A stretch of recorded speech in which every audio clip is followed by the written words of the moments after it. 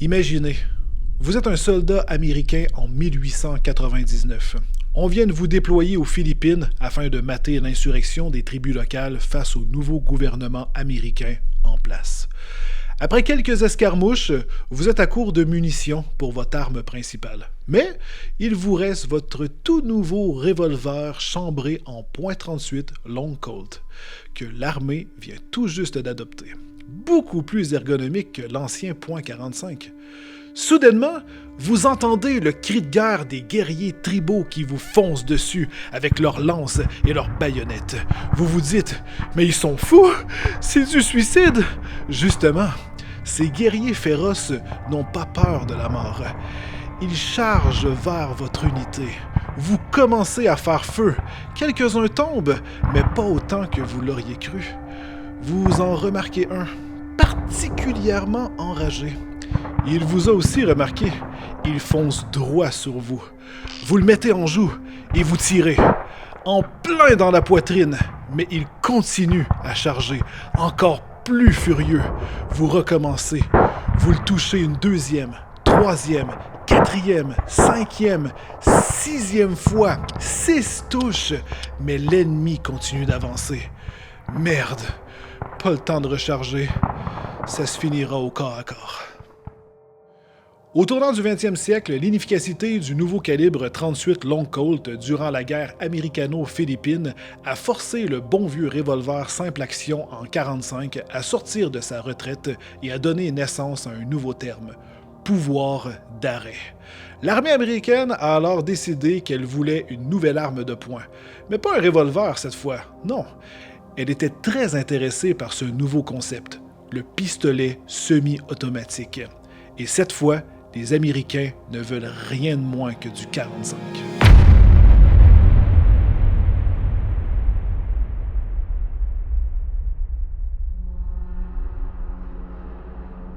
Salut tout le monde! Je suis vraiment désolé du retard sur cette chaîne, mais aujourd'hui, je reviens avec un concept que vous aviez aimé, de vous présenter une arme et de vous donner toutes sortes d'informations sur celle-ci rapidement. On n'entre pas dans les détails aujourd'hui, c'est vraiment juste pour connaître son histoire, quelques fun facts, son mécanisme, et à la fin de la vidéo, je vous amène au club de tir et je vous en fais une démonstration.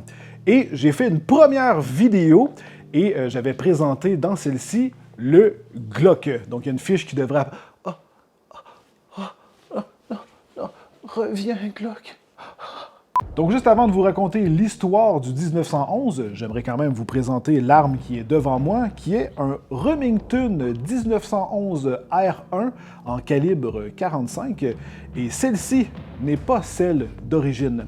Et vous allez comprendre pourquoi maintenant. Alors comme vous le savez, l'armée américaine avait besoin d'une mise à jour pour avoir une arme de poing ayant une meilleure puissance d'arrêt. C'est jamais trop big pour les Américains. Pour le programme de remplacement, l'entreprise américaine Colt soumet un modèle conçu par le légendaire John Moses Browning, l'inventeur d'armes à feu le plus prolifique et marquant de l'histoire, avec près de 130 brevets.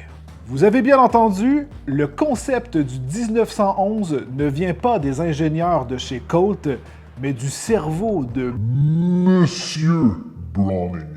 Avant que l'armée américaine décide du prochain modèle de remplacement de leurs armes de poing, plusieurs entreprises ont proposé des concepts, mais seulement 2 se sont démarqués.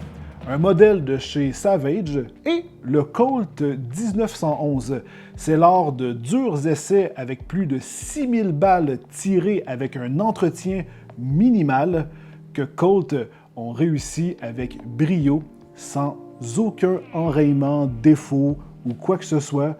Il était parfait. Donc, vous l'aurez compris, c'est Colt qui a gagné, et c'est pour ça qu'aujourd'hui, on a le mythique 1911. Et pourquoi il porte ce nom? Eh bien, c'est sa date de mise en service, en 1911. Pendant la Première Guerre mondiale, le succès du 1911 fait de lui une arme qui est de plus en plus en demande et pour fournir à cette demande, plusieurs entreprises vont commencer à fabriquer le 1911. C'est pourquoi il y a plusieurs compagnies aujourd'hui qui offrent leur version. Et suite à la Première Guerre mondiale, avec l'implication américaine, le 1911 va subir des modifications pour l'améliorer au niveau de l'ergonomie et des mires, pour ensuite se faire connaître sous le nom du M1911A1. Donc on avance un peu plus rapidement dans l'histoire. L'arme est appréciée par tout le monde. Il y a de plus en plus d'armées à travers le monde qui l'adoptent, même les bandits, même les forces de l'ordre. Ils traversent la guerre de Corée et du Vietnam et par la suite, un peu plus tard, il va être remplacé par le Beretta M9 et récemment par le SIG M17. Et il y a encore même des unités spéciales qui possèdent le M1911. Donc, il traverse le temps, j'en ai même un présentement sur ma table, juste pour dire à quel point il est partout dans les jeux vidéo. C'est pas pour rien qu'il est aussi connu, il est beau, il fonctionne bien, il est ergonomique. Quand je le prends dans ma main, j'ai l'impression qu'il ne fait qu'un.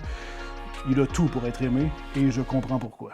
Bon, assez parlé d'histoire, maintenant entrons un peu dans les caractéristiques techniques sans aller trop dans les détails. Alors, le calibre d'origine du 1911, c'est le calibre 45, mais aujourd'hui il existe en 9 mm, en 38, en 22. C'est l'arme la plus copiée au monde. Il existe en différentes tailles avec des canons de longueurs différentes. Il y en a pour tous les goûts. Il y en a même un fait pour ta mamie. Donc là, on entre dans la partie intéressante de la vidéo, selon moi, le mécanisme et le fonctionnement du 1911. Pour ceux qui se demandent qu'est-ce que c'est que ce petit truc en plastique jaune, c'est simplement pour montrer que l'arme est totalement inoffensive. Ce petit morceau de plastique entre dans le canon, ce qui fait qu'aucune balle peut être chambrée. On va justement l'enlever et de toute manière, il n'y a pas de balle non plus dans le chargeur. D'ailleurs, les chargeurs du 1911 sont en acier et d'origine, il y a seulement 7 balles qui peuvent entrer là-dedans. C'est pas l'arme qui a la meilleure capacité, mais elle a une belle puissance d'arrêt par contre, en 45. Le 1911 est une arme qu'on dit simple action. Je vais vraiment pas entrer dans les détails parce qu'il va y avoir une vidéo dédiée sur les différents mécanismes qui existent de mise à feu d'une arme. Mais là aujourd'hui, pour vous faire ça très très simple, le chien présentement il est abaissé. Si j'appuie sur la détente, ça ne tire pas. Alors que dans le cas d'un semi-automatique, voilà, il est armé. Voilà, simple action. Je voulais vous montrer aussi comment on désassemble un 1911. Alors première chose, vous retirez le chargeur de l'arme et vous vérifiez toujours qu'il n'est pas chambré. Ça, c'est la première règle. Alors pour commencer, vous aurez besoin d'une clé comme celle-ci qui est généralement fournie avec l'arme. Elle n'est pas nécessaire, mais elle facilite beaucoup le démontage. Donc, nous avons une bague ici à l'avant et un ressort, donc c'est lui qui donne toute la tension à la culasse et fait littéralement fonctionner tout le mécanisme de l'arme. Alors avec cette clé, vous allez venir appuyer avec votre pouce au niveau du ressort, puis tourner, mais vous gardez la pression pour pas que le ressort sorte d'un coup. Voilà. De cette manière, vous libérez toute la tension. On retourne l'arme, on recule la culasse jusqu'ici. Et de l'autre côté, vous avez une petite boule et vous allez appuyer dessus avec votre doigt. Et ça va faire sortir l'arrêtoir. Voilà. Vous pouvez donc ensuite retirer la culasse. Par la suite, reculer le canon pour libérer le ressort.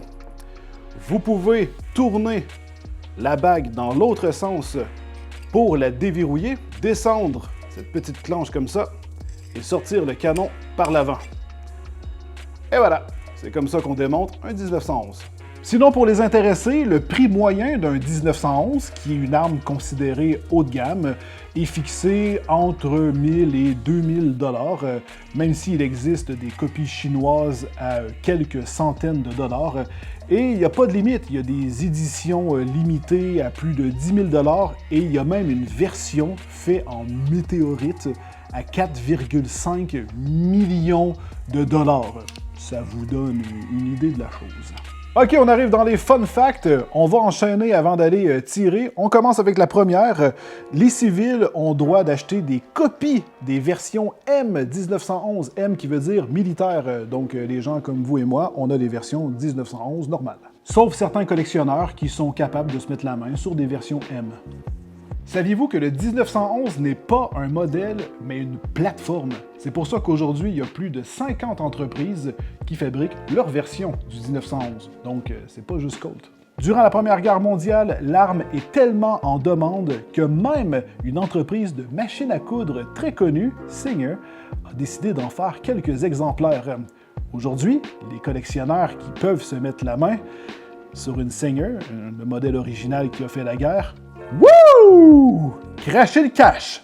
Dans les 1911 les plus rares, il y en a toutes sortes. Il y en a même des uniques, incrustés de diamants ou qui sont signés par des artistes. Mais il y a une entreprise, la North American Arms, qui a fabriqué 100 exemplaires et celles-ci ont été faits au Québec! 100 exemplaires d'un 1911 ont été faits au Québec. Oui! Et si vous voulez vous en procurer un, par exemple, ben c'est plus de 70 000 $ la copie. Qu'est-ce que tu... Ah, tu veux aller au club, aller tirer? Ça va me faire plaisir, mon bébé. Allez, on va au club, c'est parti!